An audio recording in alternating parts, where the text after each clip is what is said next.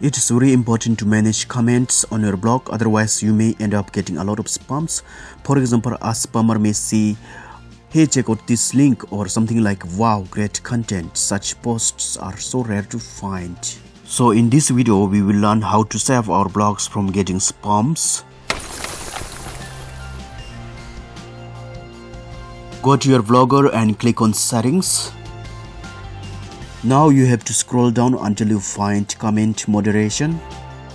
Just click here and set your comment moderation to always. Now click on save.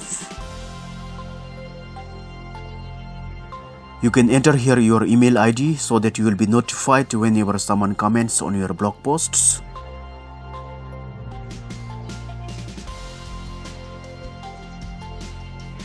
Let's go to comments tab. Here you can see one comment which needs my approval.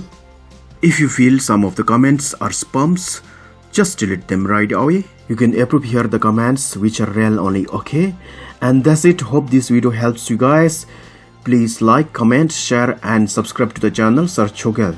Thanks for watching and stay technically sound.